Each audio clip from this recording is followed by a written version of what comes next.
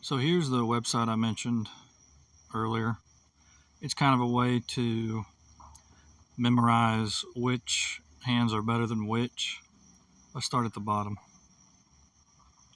So this is every hand, every possible hand you can have, hole cards starting out in Texas Hold'em.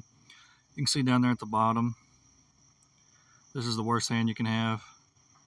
7-2 offsuit, because there's no suited connector, so that decreases your chance of there being a flush. They're not straight connectors, because a straight with a 2 would be 2, 3, 4, 5, 6. So a 7 is out of the range. And 7, is the lowest that you can have with there not being a straight. So this is a really good resource to just kind of get an idea of what hands you should play and what hands you shouldn't play.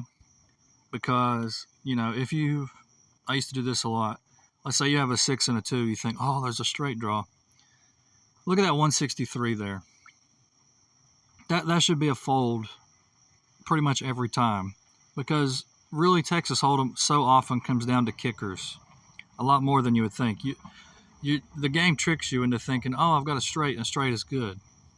Well, a straight is better than 3 of a kind, but there's a lot of hands that beat a straight.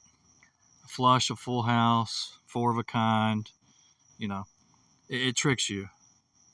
So you really kind of want to get a general idea of how strong your hand is on this list. It's really kind of memorization. You see ace 4 there, it's 104. If there's 169 hands, then about 85 is about the halfway point. So that's less than halfway. Ace 3 is the same way. Ace 6 is the same way. They're below half. Even 7-3 suited here, it's less than halfway. 10-2 suited is better than that because of the high cards. Texas Hold'em comes down to high cards so often. So if we go up here, let's look at some of the higher ones. King 4 suited, King 3 suited, very strong hands because, number 1, they're suited. Number 2, King's a high card. So you really kind of want to memorize these. It'll really help you out, or at least get a general sense. For instance, what are the flush draws that I'm going to play? Well, nothing that's lower than a jack. Because if I go down below jack, 10-5 suited is, it's a flush draw, but it's 93. That's less than halfway. But you can kind of develop your own strategies, but you still want to know how strong your hole cards are, and this is a good resource to kind of get an idea to plan.